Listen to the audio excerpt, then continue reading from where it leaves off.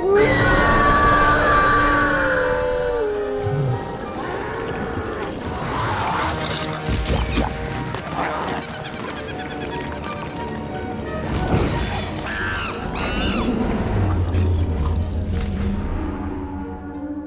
connaissez Nessie, le célèbre monstre écossais, mais connaissez-vous les autres monstres qui vivent dans des lacs ? Il y en aurait plus de 200 dans le monde, comme Ogopogo, le serpent marin qui hante les eaux du lac Okanagan au Canada. Vous avez certainement entendu parler du Yéti, mais connaissez-vous l'Almasti, le Yeren ou encore le Barmanou, ces hommes sauvages inconnus qui existeraient dans le Caucase, en Chine ou dans les régions montagneuses du Pakistan ? Et savez-vous que le Mokele Mbembe est peut-être un dinosaure relique qui survit dans les forêts inexplorées en Centrafrique ? Si vous pensez que toutes les espèces animales ont été découvertes sur notre planète, vous risquez d'être surpris. Et si vous n'avez pas peur de vous confronter aux monstres de légende qui recèlent peut-être un fond de vérité, alors bienvenue dans le monde extraordinaire de la cryptozoologie. Du monstre du Loch Ness au Yéti, sur la piste des créatures mystérieuses. Une série réalisée par Frankistas et Bawandine. Il y a des limites au-delà desquelles l'homme, en dépit de ses efforts, ne saurait survivre. Aucun homme n'a jamais atteint de semblables profondeurs. 8e épisode, 20 000 tentacules sous les mers. Avec dans les rôles principaux, Michel Ségonzac, spécialiste de la faune abyssale et de l'architeutis, le calmar géant. Est-ce qu'on peut en manger du calmar géant ? Tout dépend du nombre de jours, si la date limite est passée ou pas. Éric Buffetot, paléontologue, chercheur au CNRS, qui s'intéresse aux poulpes colossales. Il fait au moins 2 mètres de haut. Par rapport aux témoins qui sont à côté de lui sur la plage, c'est un truc énorme. Et le commandant du Nautilus, le capitaine Nemo. Préparez-vous à une lutte serrée avec le plus tenace de tous les monstres marins. Éloignez-vous des tentacules, ils ne lâchent qu'avec la mort ce qu'ils ont réussi à saisir. Cet animal n'est vulnérable qu'en un point entre les yeux. 12 mètres de la surface, capitaine. Tenez-vous prêts.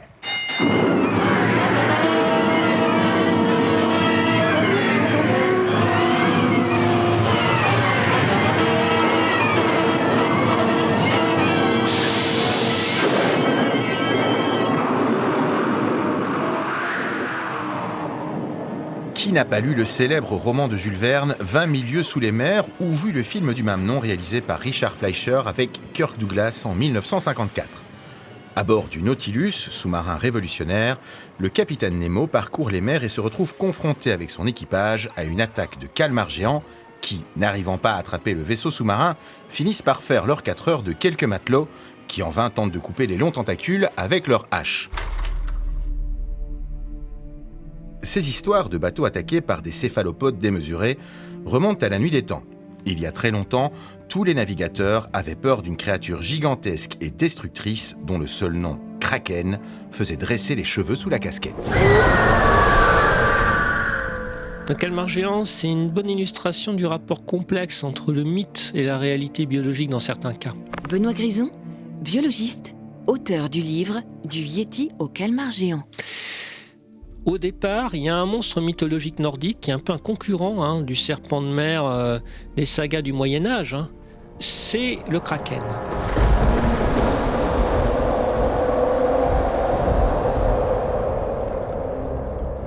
Le Kraken, c'est l'autre grand monstre marin mythologique, je dis bien mythologique, des Scandinaves médiévaux.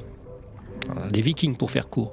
Le Kraken, c'est une espèce de bête informe, à tendance tentaculaire. La particularité surtout du Kraken, c'est que c'est une énorme créature marine qui se tapit à assez faible profondeur sous les bateaux des pêcheurs et qui peut d'un coup remonter et faire bien sûr couler à pic le bateau du malheureux pêcheur.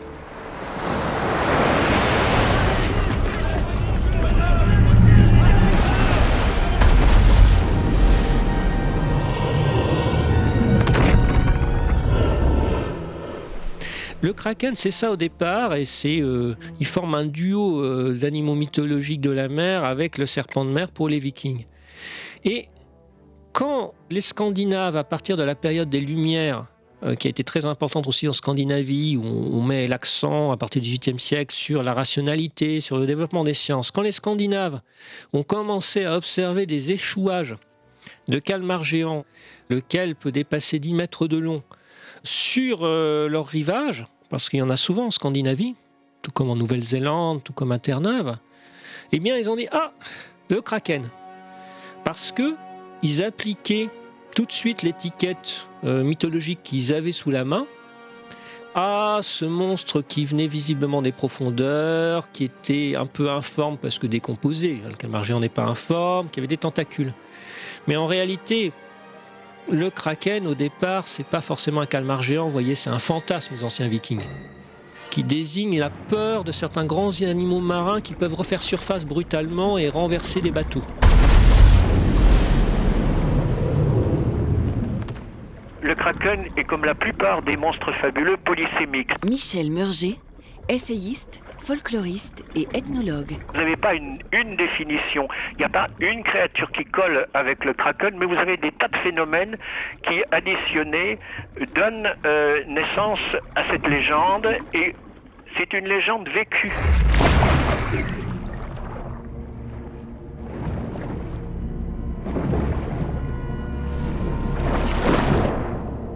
Les premières descriptions du kraken, on ne peut pas donner une identité zoologique. Et alors finalement, le kraken, c'est un bel exemple de pseudo-victoire de la science, le mythe devenant science.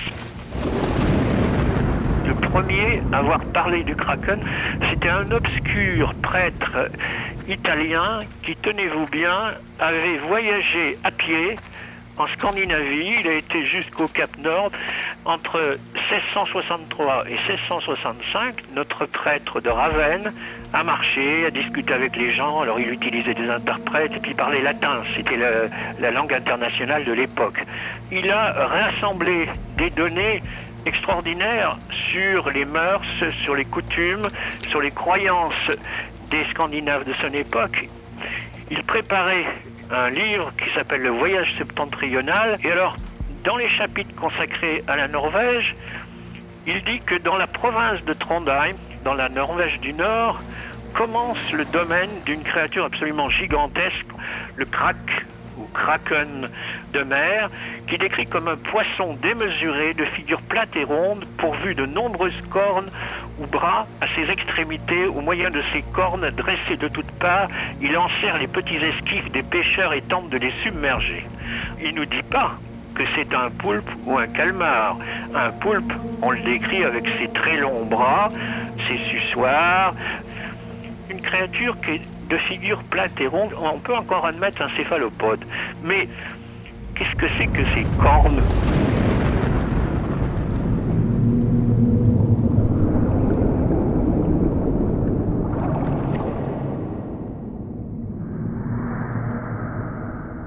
Le folklore, c'est pas forcément toujours de la pure imagination.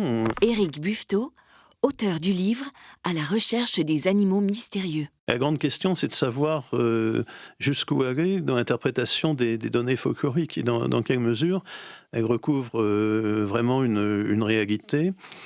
Dans quelle mesure aussi, si réalité il y a au départ, à quel point cette réalité a été transformée et modifiée par les processus de répétition du mythe ou de la légende, et ainsi de suite. Donc c'est très difficile à décortiquer finalement.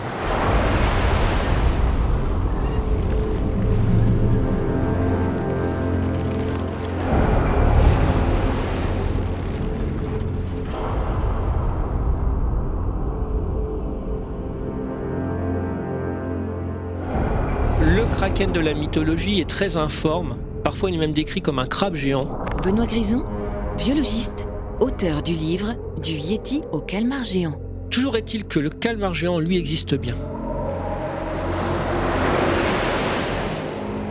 Et quand je vous dis qu'il y a des gens qui observaient des échouages au XVIIIe siècle dans l'indifférence totale, que ce soit en Irlande et en Scandinavie, c'est qu'on avait beau être au XVIIIe siècle en plein développement des sciences modernes, et notamment des sciences naturelles modernes, les scientifiques ne croyaient pas encore au calmar géant au XVIIIe siècle.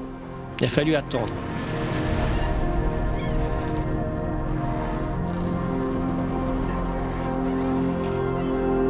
vous avez deux ordres de personnes.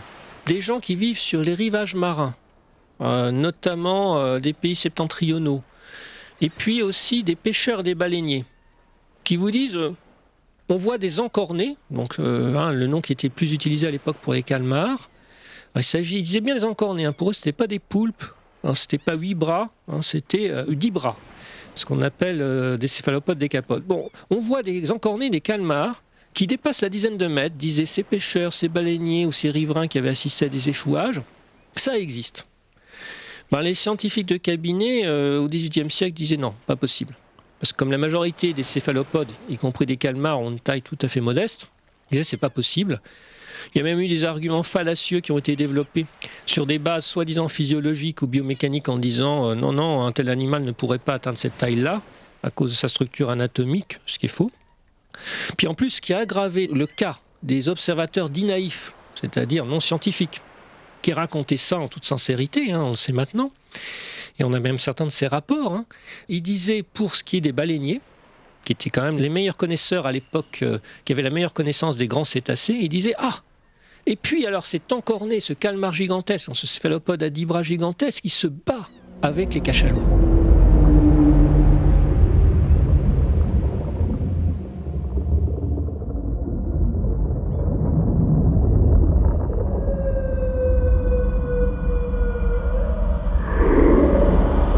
Il y a des textes de l'époque naturalistes qui disent ça, on arrive au comble de l'invraisemblance.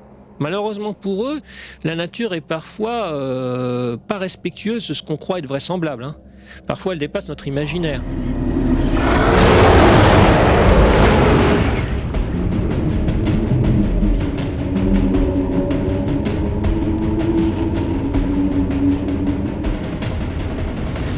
On sait maintenant qu'il y a bien des combats entre cachalot et calmar géant, mais le calmar géant ne gagne jamais, parce que le cachalot, qui est extrêmement friand, entre autres, de céphalopode, et notamment de petits calmars, de temps en temps, veut se faire un 4 heures un peu plus consistant et s'attaque à un calmar géant en Architotis.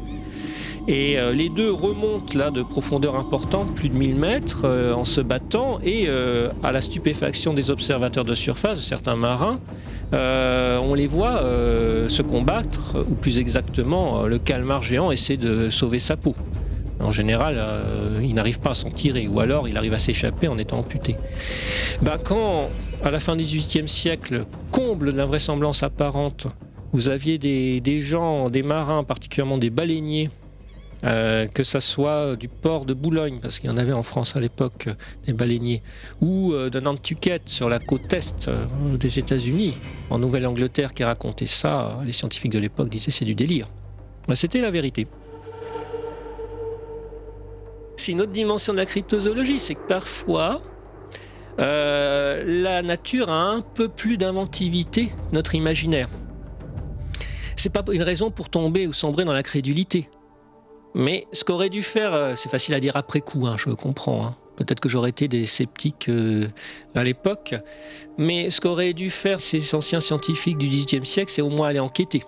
Ou demander aux gens parfois, et c'était le cas dans certains milieux de la pêche, et notamment de la pêche à baleine, est-ce que vous avez un fragment anatomique ? Et certains, par exemple, avaient des bouts de tentacules, vous voyez. Non, il a fallu attendre le début du XIXe siècle pour qu'on commence à discuter cette possibilité. C'était pas facile en plus, c'était une grosse controverse.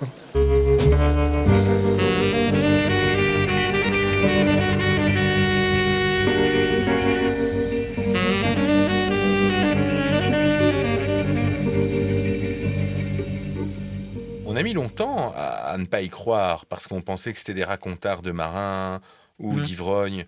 Et puis en 1800 et des, des carcasses de calmars géants sont échouées à Terre-Neuve. Et là, force est de constater que oui, il existe des bestioles qui, si on les croise dans l'eau, ne doivent pas faire plaisir à rencontrer. Pour le coup, le calmar géant, c'est vraiment un monstre marin. On peut lui donner cette appellation-là. C'est typiquement le cas le plus emblématique. Michel Rénal, cryptozoologue confirmé. Un véritable animal marin de plusieurs mètres de long, probablement 10 mètres et plus, dont l'existence a été mise en doute pendant des siècles et dont on a fini par admettre à force l'existence. On a commencé par avoir des témoignages quelquefois des dessins, des représentations. Il y en a une notamment en 1673, suite à un échouage sur la côte irlandaise, qui a fait l'objet de toute une série de tracts, plus ou moins, de l'époque, de dessins, etc. Et il faudra quand même attendre le milieu du 19e siècle avant d'avoir les premières pièces anatomiques suite à des échouages ou d'autres capturés dans des filets ou de calmars géants, pour enfin être convaincu de l'existence de cette créature. C'est, je dirais, un des premiers succès d'une démarche, d'un état d'esprit authentiquement cryptozoologique, avec notamment un spécialiste des céphalopodes, un Danois, Stenstrup, qui a eu l'idée d'étudier les vieux manuscrits scandinaves, et puis ensuite de les corroborer avec des becs de calmar ou des bras de calmar géants découverts justement dans les années 1850. Et il a pu effectivement démontrer que les écrits des Scandinaves sur le kraken, s'ils étaient pour certains bien sûr largement exagérés, quand il s'agissait d'échouages de créatures marines qu'on attribuait au kraken, il s'agissait le plus souvent effectivement de restes de calmars géants.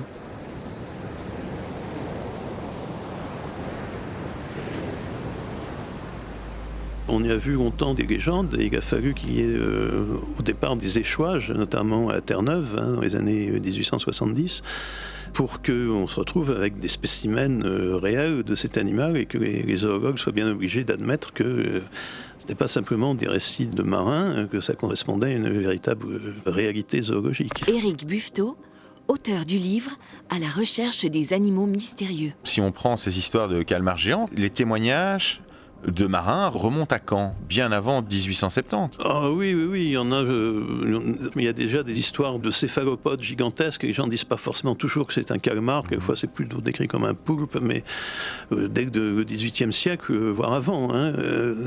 Au départ, ça a été volontiers considéré comme des récits à dormir debout de marins qui sont bien connus pour raconter n'importe quoi, n'est-ce pas ? Il a fallu, là, qu'il y ait des preuves vraiment tangibles pour que les zoologues acceptent l'existence de cet animal.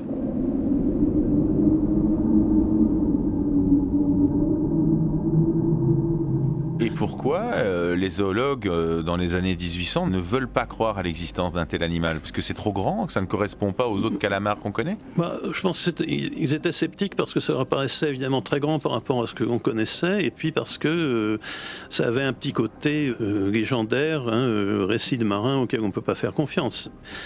Et donc il a fallu qu'ils aient quelque chose de vraiment concret, des vrais spécimens pour qu'ils changent leur opinion. Et ça, dans un sens, c'est compréhensible de la part d'un scientifique qui veut avoir du solide, qui ne peut pas se contenter d'une description par monsieur Intel qui dit avoir vu un immense calmar. Il lui faut véritablement un spécimen, et c'est vrai dans tous les cas de figure.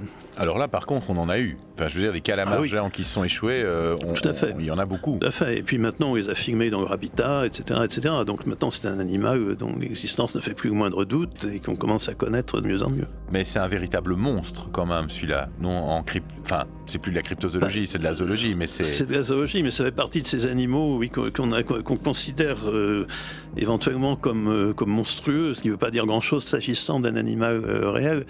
C'est parce que c'est un animal qu'on a découvert relativement récemment, qui est très étonnant par son aspect. Donc on a tendance à y voir quelque chose de monstrueux, mais ça c'est subjectif, je dirais.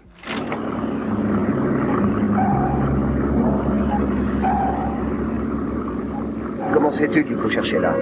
La plupart des poissons qui vivent dans les grandes profondeurs ont un territoire bien défini.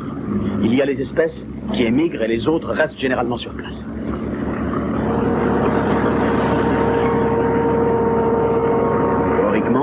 Ce point précis est habité par de nombreuses espèces.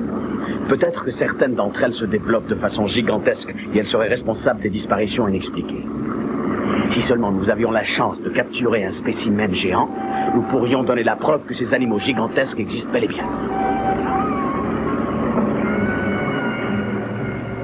Exactement comme dans Le Monstre des Bermudes, film réalisé en 1978 par Tsugunobu Kotani, nous avons cherché pour cet épisode consacré au calmar géant un expert, un scientifique courageux, qui plonge dans les plus grandes profondeurs du globe afin d'étudier les créatures étranges qui peuplent les fonds des océans. Et ce scientifique, c'est Michel Ségonzac. Expert en écologie de la faune abyssale, il a consacré un très beau livre au calmar de taille démesurée, intitulé « Géant des profondeurs ».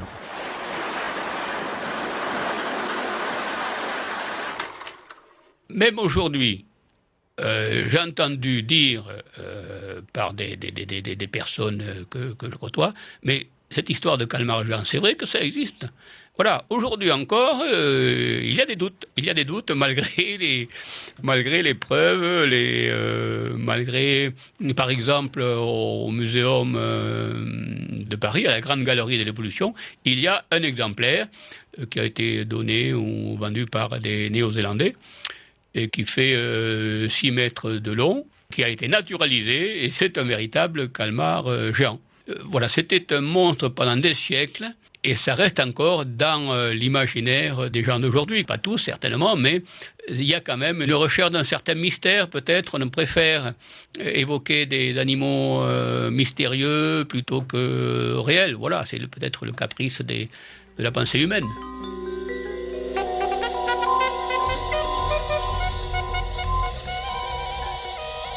Impossible, dans une série consacrée à la cryptozoologie, de parler de Michel Ségonzac sans évoquer sa découverte zoologique.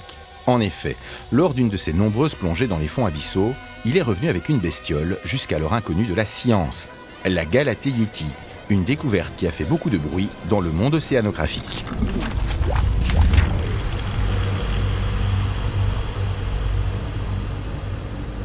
Alors vous avez découvert des espèces nouvelles, dont la Galatée yéti. Alors est-ce que vous pouvez m'expliquer un peu c'est quoi cette sympathique petite bête ? Oui, alors ça c'est une grande chance en effet que j'ai pu avoir avant de partir à la retraite. J'étais invité par des collègues américains à explorer une zone hydrothermale, c'est-à-dire ces communautés qui ont été découvertes à la fin des années 70 sur les dorsales, les montagnes sous-marines, à la faveur de sorties d'eau chaude, tiède. Et c'était un site qui n'avait jamais été exploré à 1500 km au sud de l'île de Pâques. Et là, la première plongée, j'ai pu voir quelque chose, un animal blanc, mais avec une sorte d'auréole autour, enfin quelque chose que je n'avais jamais vu.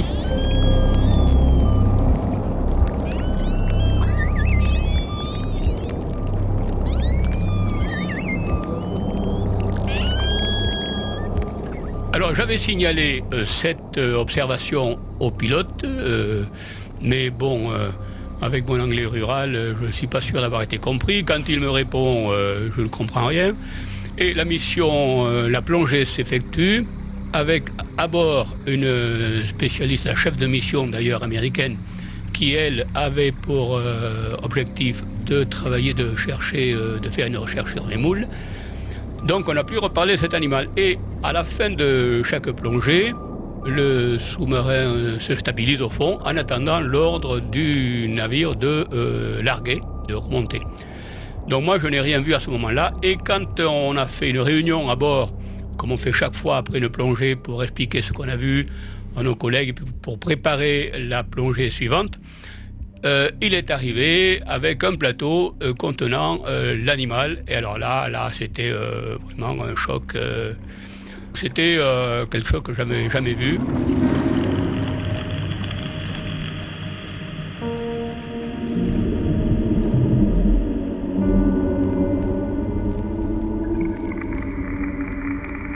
Cet animal n'avait jamais été vu. C'était un crustacé de 15 cm de long à peu près, avec des longs appendices couverts de soie blanche. Tout l'animal était blanc, et c'était non seulement une espèce nouvelle, mais un genre nouveau, une famille nouvelle, qui est une sorte de chaînon dans la hiérarchie, dans la classification des décapodes, c'est-à-dire où on peut trouver les araignées de mer, les pagures, Bernard l'ermite, etc. C'était une très belle découverte, qu'on a appelée Galatée yéti, parce que je voulais faire une comparaison avec Le Yeti pour le côté spectaculaire, puis sa démarche aussi un peu lourde.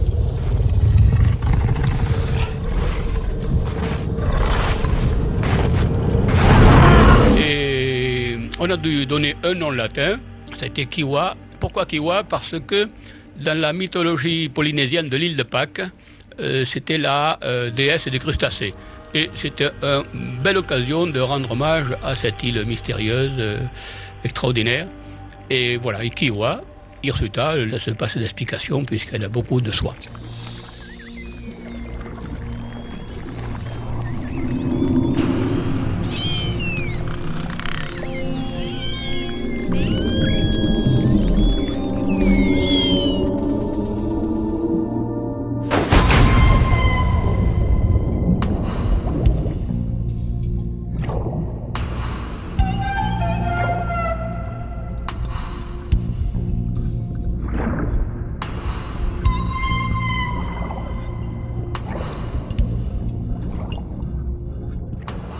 Chaque fois qu'on plonge dans ces profondeurs qui sont si peu connues, on est sûr d'avoir de nombreuses espèces nouvelles, mais surtout dans les petites tailles, ce qui n'était pas le cas là. Mais vous savez, cet animal avait une sorte d'aura, c'est le cas de le dire, avec sa blancheur, ses soies. Ça rappelait un petit peu peut-être, c'est ce qu'on explique, le succès qu'elle a eu, ça rappelait un petit peu les nounours de l'enfance au milieu des informations catastrophiques qu'il y avait autrefois, aujourd'hui d'ailleurs aussi.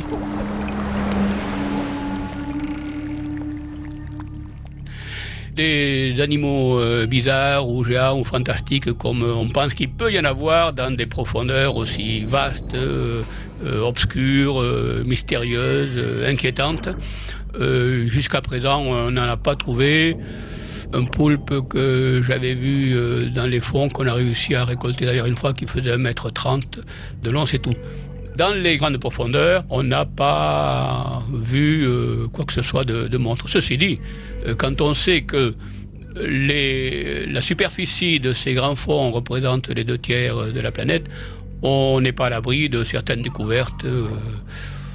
Monstres, je ne crois pas, mais on peut toujours, sinon espérer, du moins fantasmer. Aujourd'hui, Michel Ségonzac, fort de toutes ses recherches, est devenu une référence en ce qui concerne le calmar géant, dont le nom scientifique est l'Architeuthis dux. Est-ce que vous pourriez me le décrire ? Alors, la description est quand même très facile dans la mesure où, je ne sais pas si vous avez fait les travaux pratiques en biologie animale, mais si on prend une sèche et qu'on la dissèque, on va retrouver chez le calmar géant à peu près tous les organes, les mêmes organes, à la différence de la taille. La taille, on va trouver des organes de taille considérable. Un œil de calmar géant peut faire jusqu'à 27 cm de diamètre, c'est-à-dire, si vous voulez, c'est la taille d'un ballon de basket. C'est l'œil animal le plus volumineux. Le bec aussi, vous savez que tous ces animaux ont un bec. Le bec qui sert à déchiqueter la proie. Et ce bec fait 11 cm de diamètre, ce qui est assez considérable aussi par rapport au petit bec des sépias par exemple. Après, les descriptions, on peut en faire. On a disséqué le cerveau, on s'est rendu compte que ce cerveau, qui avait 3 parties, était très complexe, mais ce qui peut s'expliquer parce que c'est là aussi, on va retrouver des comportements ou des caractéristiques d'animaux qu'on observe en laboratoire, des poulpes par exemple, dont on connaît les capacités cognitives, qui ont une intelligence, on peut le dire, capable de mémoriser. Mais alors, on peut observer en laboratoire ces capacités. On peut penser que le calmar géant, dans son milieu, peut avoir les mêmes, mais ça, on n'en sait rien. Voilà, on ne peut pas expérimenter en laboratoire comme on peut le faire pour un poulpe. Ce qui a été fait, un collègue néo-zélandais a pu trouver dans les filets de chalutiers des larves de calmar géant. Il a pu en élever, en conserver quelques jours en aquarium. Ça, c'est une possibilité d'étudier la physiologie, la respiration, l'alimentation pendant un certain temps. Mais manque de chance, ces larves sont mortes au bout de 4 jours, donc ça s'est arrêté là. Mais c'est une voie qu'il est intéressant de poursuivre pour connaître un peu mieux cet animal.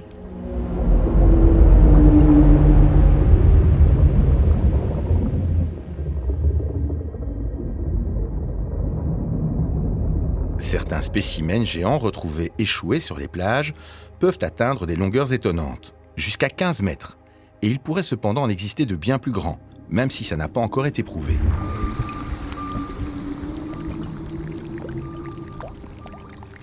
Certains cryptozoologues vont beaucoup plus loin et disent qu'il existe des spécimens de beaucoup plus grande taille de calamars géants en se basant sur la taille de cicatrices faites avec les ventouses, parce qu'ils se battent avec des cachalots Tout à fait, dans les fonds des mers. Est-ce que... Mais donc on parle de trucs qui font plusieurs dizaines de mètres, donc on n'en a quand même jamais retrouvé de cette taille-là. Non, effectivement. Éric Buffetot, auteur du livre « À la recherche des animaux mystérieux ». Moi, ça ne me paraît pas totalement invraisemblable. Et puis effectivement, ces empreintes de ventouses sur la peau des cachalots sont impressionnantes. Mais dès le moment où on sait qu'il existe des calmars de très grande taille, qu'il en existe qui soient un peu ou nettement plus grands, ça devient déjà moins difficile à admettre, à mon avis. Parce qu'on sait qu'il y a quelque chose de concret, qu'il y a un animal de ce style qui existe, qui peut être très grand.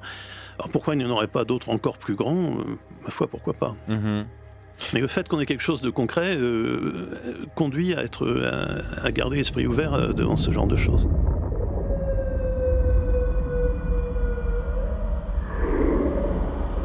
Je comprends qu'on puisse faire un calcul entre la taille d'une empreinte de ventouse de calmar géant sur un cachalot qui aurait été capturé. Michel Ségonzac.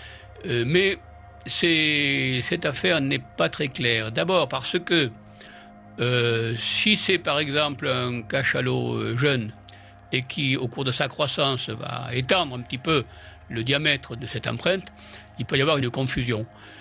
On ne sait pas trop, mais il est difficile d'imaginer une longueur comme on l'a estimé. Vous savez, on a parlé de 40 mètres, certains ont parlé de 100 mètres. Restons dans l'imaginaire, mais ça ne me paraît pas très probable.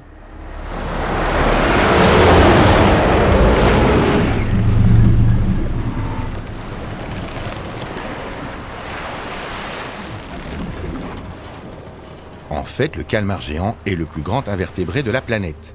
Mais il est aussi le moins connu. Les scientifiques l'étudient le plus souvent à l'état de cadavre quand il s'échoue quelque part. C'est un animal qui pouvait faire 18 mètres de long. Évidemment, avec les deux longs bras étirés.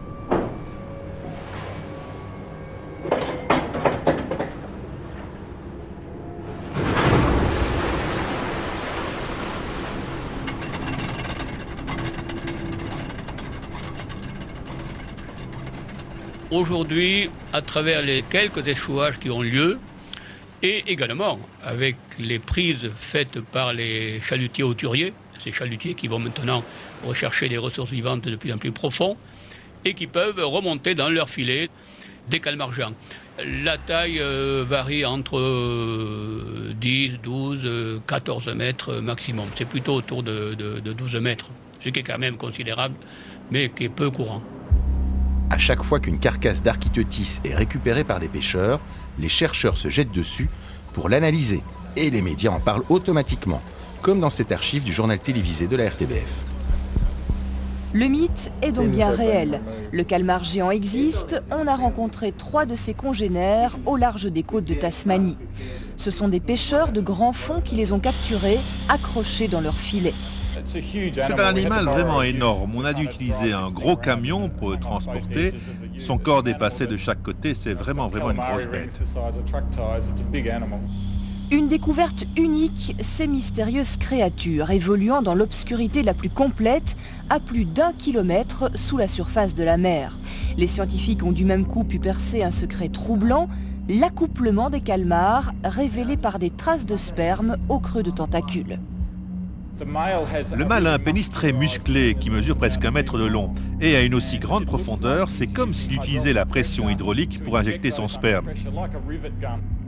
Des extases toutefois rares, le calmar étant plutôt du genre solitaire.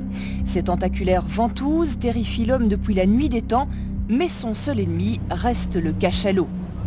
D'autant plus exceptionnel de découvrir aujourd'hui un calmar complet.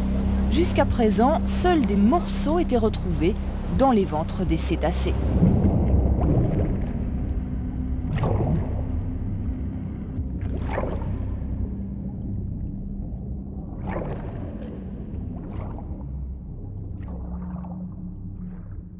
il se nourrit de quoi? Parce que vu sa taille, il ne doit pas manger que des algues. En effet. Michel Segonzac, spécialiste de la faune abyssale et auteur de Géant des profondeurs. C'est un carnivore, un prédateur. Et il vit entre 1600 et 600 mètres de profondeur. Il se nourrit d'animaux qu'il trouvera sur le fond. C'est pour ça qu'on le trouvera surtout dans les canyons. Ces canyons qui font suite aux rivières des continents et qui peuvent aller jusqu'à 2000 mètres de profondeur. Et là, il va y trouver des crustacés. Ça peut être des crabes, des moules également. Il peut se nourrir aussi de ses propres congénères, des poissons. Donc, il a une alimentation très variée qui lui confère un taux de croissance assez important qu'on a du mal à étudier. Et en même temps, il n'a pas une longévité très importante. Alors là, c'est les chercheurs, suivant leur méthode de calcul, pensent qu'il peut vivre 4 ans jusqu'à 14 ans en faisant des études d'isotopes. Mais comme on n'a pas de référence, mettons en laboratoire, on a du mal à estimer cet âge. On pense qu'il ne vit pas très vieux.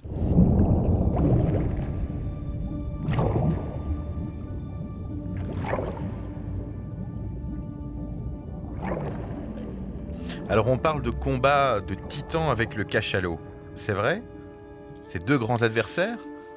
Oui, c'est 2 grands adversaires, c'est sûr, parce que là, le cachalot, lui aussi, vu sa taille, est obligé d'avoir une nourriture considérable. Et le calmar-géant est sa proie préférée.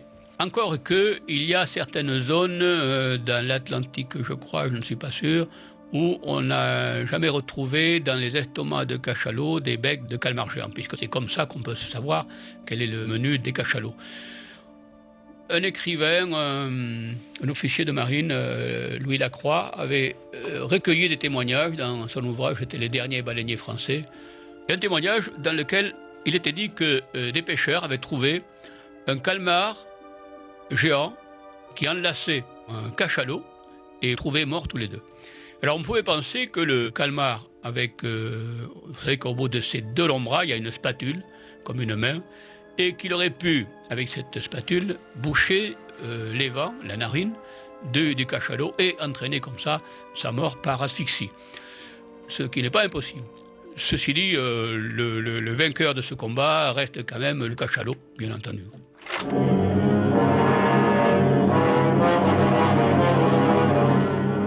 Capitaine, un calmar géant à l'arrière.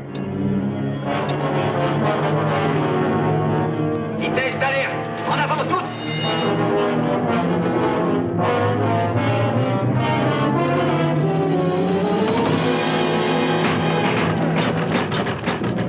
L'hélice est engagée. Décharge maximale. Bien, capitaine. Vu qu'il n'a pas peur de s'attaquer à des cachalots, est-ce que le calmar géant représente un danger pour l'homme? Dans 20 milieux sous les mers, il ne craint pas en tout cas de s'attaquer carrément à un énorme sous-marin, le Nautilus. Préparez une autre décharge. Impossible, capitaine, les éléments sont grillés. Alors il faut se battre en surface. Tout le monde dans la chambre de veille. Bien, capitaine. Purgez les ballastes. Parez à faire surface.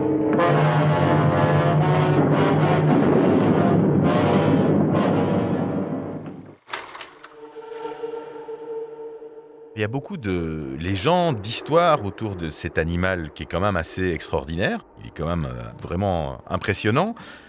Des pêcheurs parlaient d'attaques sur leurs barques, sur leurs petits bateaux, etc. Est-ce que ça, c'est vrai ou c'est exagéré ou sont des racontards? Il y a la part du vrai, la part de fantasme également, là, parce qu'il y a eu quelques témoignages de pêcheurs au Canada. Un pêcheur avec son fils avait non pas été attaqué, parce que l'attaque d'un calmar géant en surface, s'il est en surface et qu'il est vraiment trop malade pour penser à attaquer qui que ce soit, y compris des hommes d'ailleurs, parce que ce n'est pas sa proie naturelle. Mais si on remonte au Moyen-Âge, à l'époque du Kraken, il y avait l'évêque d'Uppsala qui, pour impressionner ses fidèles et les ramener sous son aile, vous savez qu'à cette époque, il était capable d'inventer n'importe quelle terreur pour pouvoir ramener les fidèles chez lui. C'est pas comme maintenant. Et là, il avait imaginé un calmar géant. Alors là, c'était pas capable de s'attaquer à des navires, des voiliers, des grands voiliers, et d'entraîner le voilier corps et bien par le fond. Ça a été repris par un peintre qui a voulu faire un ex-voto et qui a disparu d'ailleurs pendant la guerre, et qui représentait justement cette image qu'on voit partout, qui est largement diffusée, d'un poulpe géant qui entraîne un grand navire, un grand voilier par le fond. Alors ça, bien entendu, c'est une légende, mais qui a, n'empêche, terrorisé les pêcheurs et les peuples côtiers.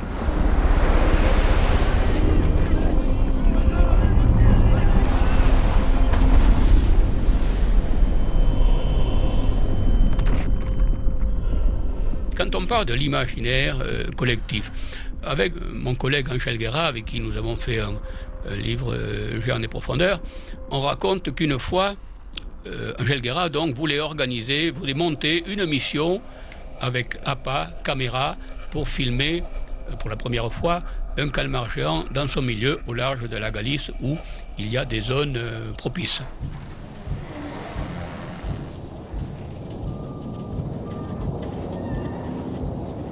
Pour aller traquer le calmar avec son collègue, Michel Ségonzac part à bord d'un bateau, l'Atalante, qui possède à son bord un petit sous-marin, le Nautile, spécialement équipé pour aller plonger dans les grandes profondeurs.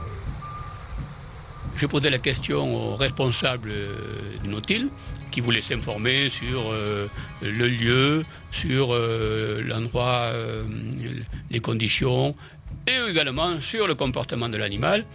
Eh bien, il m'a demandé si cet animal pouvait être agressif.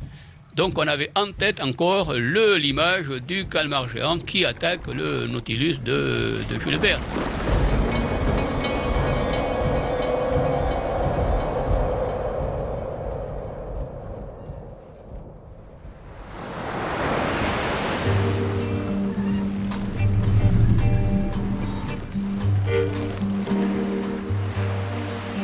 Il est certain qu'aujourd'hui encore, l'Architeuthis dux, le calmar géant, nourrit de nombreux fantasmes, même chez les professionnels du monde sous-marin. C'est sans doute parce qu'il est très peu connu. En effet, les observations d'un calmar géant vivant dans son milieu naturel se comptent sur les doigts d'une main. Et ce, malgré les nombreuses expéditions scientifiques de tous les pays qui essayent de l'approcher depuis maintenant de nombreuses années. Les Américains, en 1998, je crois, au large de la Nouvelle-Zélande, où il y a beaucoup de passages, ont fait une mission de 1 mois et ils n'ont rien observé. Michel Ségonzac. Une autre équipe, l'équipe de Kubodera, un japonais, a cherché, ça fait 15 ans qu'il recherche lui aussi un calmar géant dans son milieu. Et en 2004, il avait réussi à faire quelques photos d'un calmar géant à 600 mètres de profondeur, je crois. Mais c'était des photos qui étaient quand même assez floues, de mauvaise qualité.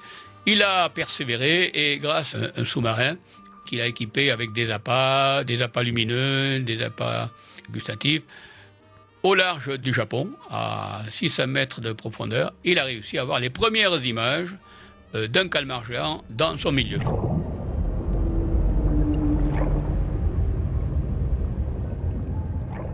Alors c'est un animal qui fait 6 à 8 mètres de longueur. Il lui manque les 2 bras, mais bon, les 2 bras, ça peut être coupé par des prédateurs. Et voilà, ce sont les premières images qui ne révèlent pas grand-chose à part la couleur de sa peau, parce que la couleur naturelle entre les échouages, les mauvais traitements des animaux dans les filets des pêcheurs, on n'avait pas une peau naturelle, quoi. Disons que c'est une performance plus technologique, scientifique. Je crois qu'il continue encore ses recherches, mais voilà, pour comprendre cet animal, il faudrait continuer une expérience qu'ils avaient commencée mais qu'ils n'ont pas renouvelée. C'était de fixer une caméra sur le front d'un cachalot. Ça avait été réalisé et cette caméra a pu filmer quelques minutes jusqu'à 100 ou 200 mètres de profondeur, je crois. Et puis elle s'est détachée. Et cette expérience n'a pas été renouvelée et c'est bien dommage parce que là, on aurait pu avoir une idée du comportement de cet animal. Alors que connaît-on de cet animal aujourd'hui? À partir des échouages ou des prélèvements à bord des bateaux, encore faut-il que les pêcheurs soient sensibilisés à l'intérêt scientifique de cet animal.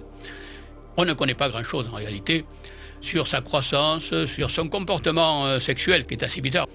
Le mâle, il est doté d'un organe d'un pénis qui fait une taille considérable, qui fait les 3/4 de la longueur du manteau, c'est-à-dire du corps. Et ce pénis est utilisé comme, je dirais, presque comme un bazooka, c'est-à-dire qu'il envoie non pas des spermatozoïdes, mais des capsules qui contiennent ces spermatozoïdes, des capsules qui peuvent faire 10 cm de long. Et pourquoi ? Parce que nous, on a retrouvé ces capsules dans des corps de la femelle, mais à des endroits très bizarres, y compris dans les bras. Mais le pire, alors comment savoir comment les ovocytes sont fécondés à partir de ces capsules ? On pense qu'il peut y avoir des enzymes qui agissent.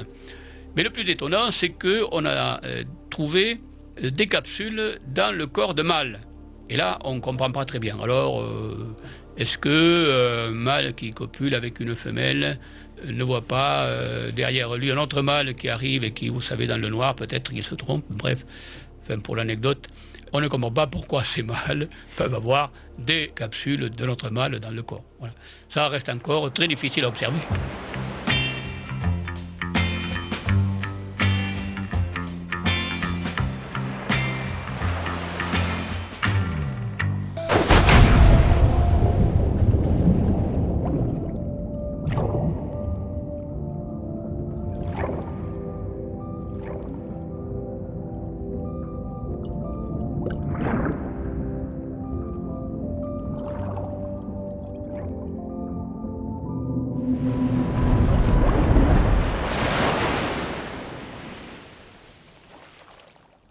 Le calmar géant existe, c'est entendu, et c'est aujourd'hui bien démontré, même si cet animal monstrueux reste mystérieux sur bien des aspects aux yeux des scientifiques. Mais se pourrait-il qu'une pieuvre géante existe, un poulpe colossal ? Rien n'est prouvé, mais cependant en Floride, sur la côte des États-Unis, près de Sainte-Augustine, une bien étrange carcasse est échouée en 1896. Oui, alors ça, c'est un gros mystère. Éric Buffetot, auteur du livre « À la recherche des animaux mystérieux ».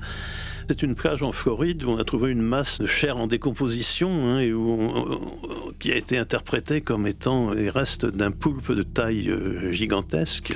Une masse énorme et on ne savait pas à quoi on devait l'attribuer. Michel Ségonzac. C'était un mystère, ça aurait pu être un monstre des grandes profondeurs, mais l'animal était trop détérioré pour qu'on puisse se prononcer.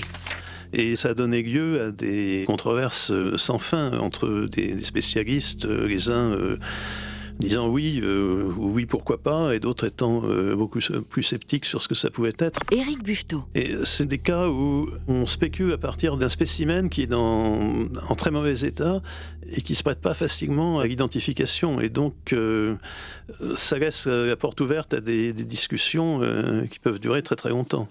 On reste dans l'incertitude. À ce propos, poulpe-pieuvre, c'est la même chose. Michel Ségonzac. On dit pieuvre depuis le roman de Victor Hugo, Les Travailleurs de la mer, où il emploie le mot pieuvre, parce que c'est poulpe dans le langage, dans le dialecte normand de l'époque. Donc poulpe-pieuvre, c'est la même chose. Le poulpe ou pieuvre existe bien dans le Pacifique Nord. Les tentacules peuvent faire jusqu'à plus de 3 mètres de long, ce qui fait que, étendu, on peut avoir 7 ou 8 mètres de long. Il existe bien, et non seulement il existe, mais il est utilisé aussi par les pêcheurs qui en font le commerce. Donc il existe bien. Je ne connais pas la quantité qu'ils peuvent pêcher, mais cet animal existe. Il n'est pas considéré comme mystérieux, puisqu'il vit dans les 100 premiers mètres de la surface de l'océan.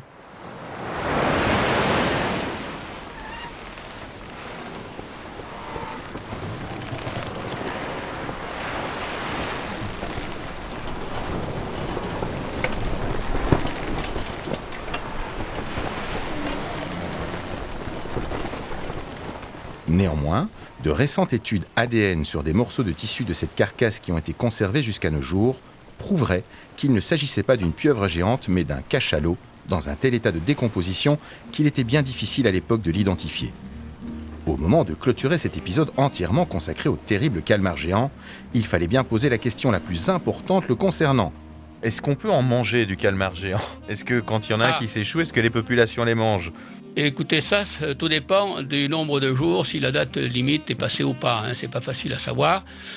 Mais il est vrai que dans la littérature, on peut voir une publication faite par Clyde Roper, qui est un spécialiste des calmars géants américains, et qui, à l'occasion d'une thèse, avait proposé de faire goûter aux invités du calmar géant parce qu'il en avait congelé. Il a décongelé un bout de calmar géant, découpé un petit morceau, et c'était lui le premier forcément qui devait le goûter. Et dès qu'il l'a goûté, il l'a recraché parce que c'était immangeable. Et depuis, il avait publié que c'était carrément immangeable. En réalité, il avait congelé une partie de calmar géant qui était déjà bien avancée et qui était un peu pourri, quoi. Alors lui, il avait expliqué que le calmar géant avait l'habitude de concentrer dans ses tissus des ions ammonium qui lui permettaient de flotter, ça lui permettait d'économiser de l'énergie. Comme d'ailleurs on peut le voir avec la raie, a effectivement un goût un petit peu d'ammoniac et qu'on atténue quand on fait une raie, c'est la raie au capre, au vinaigre, ce qui permet d'atténuer ce goût. Mais là, il ne s'agissait pas d'atténuer, c'était que vraiment le calmar était pas en bon état. Donc, connaissant les affinités culinaires des anglo-saxons, j'ai voulu savoir par moi-même si c'était vrai ou pas. Et j'ai demandé à mon collègue Angèle Guérat s'il pouvait m'envoyer un bout de calmar géant qu'il avait au congélateur. C'est ce qu'il a fait. Et j'ai fait 3 préparations de ce bout de bras de calmar géant. Et il s'est avéré que c'était tout à fait comestible. Donc voilà. Alors, de là à dire qu'aujourd'hui, tout le monde va se précipiter sur cette nouvelle nourriture, on n'en est pas là parce qu'on voit mal la représentation d'un calmar géant sur l'étal du poissonnier. Mais on peut penser qu'autrefois, dans les périodes de disette, un calmar géant fraîchement échoué devait sinon servir de nourriture aux populations, du moins les pêcheurs ont dû sans doute l'utiliser comme appât pour leur pêche, c'est sûr.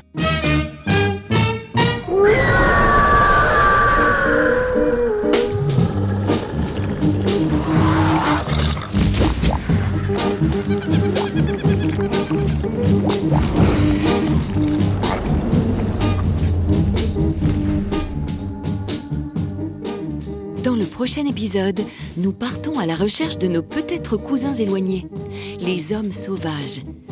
Grâce à cette série, vous connaissez maintenant le Bigfoot et le Yeti. Mais sachez que des hommes singes, on en trouve partout sur la planète. Il y a le Majinguari au Brésil, le Yaoi en Australie, le Sajarong Gigi en Indonésie et aussi le Mande Barung en Inde.